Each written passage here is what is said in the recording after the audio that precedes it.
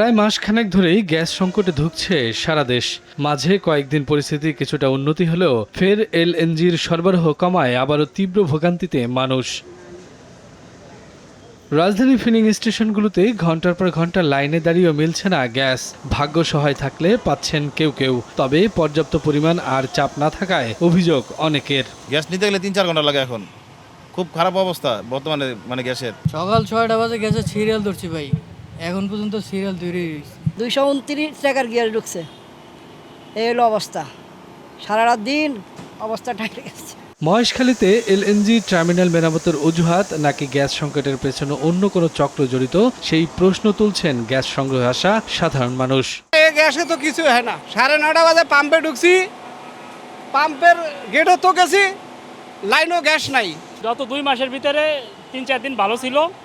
এই গত বুধবার, বৃহস্পতিবার, শুক্রবার, শনিবার এই 4 দিন ভালো ছিল, আবার যাতাই। এটা সিন্ডিকেটই চলতেছে, এটা অনেক দিন, এই কয়েক 2-3 মাসটাই একই অবস্থা। সোয়ান গ্রুপের একটি পণ্য। পাম্প সংশ্লিষ্টরা বলছেন, সমুদ্রে বৈরী আবহাওয়ার জন্য ট্যাঙ্কের থেকে টার্মিনালে এলএনজি খালাস করা সম্ভব হচ্ছে না। এতে সরবরাহ ঘাটতি 25 কোটি ঘনফুট ছাড়িয়ে গেছে। পাশাপাশি একটি এলএনজি টার্মিনাল বন্ধ থাকার প্রভাবে দেশ জুড়ে ভোগান্তি। সরকারি বন্ধ ছিল, ওই দিক থেকে গ্যাস আসতো, এখন গ্যাস আসে না। ওই পরিমাণ আমরা যে পরিমাণ গ্যাস পাওয়ার কথা ওই পরিমাণ পাচ্ছি না। শুধু সিএনজি স্টেশনেই নয়, গ্যাসের হাহাকারের সংকটে আবাসিক খাত। কলাবাগান, ধানমন্ডি, মিরপুর, লালমাটিয়া, মোহাম্মদপুর সহ রাজধানীর অনেক এলাকাতেই গ্যাস নেই, বাসাবাড়িতে জ্বলছে না চুলা। চিন্তার বাইরে, মানুষ গ্যাসই পায় না।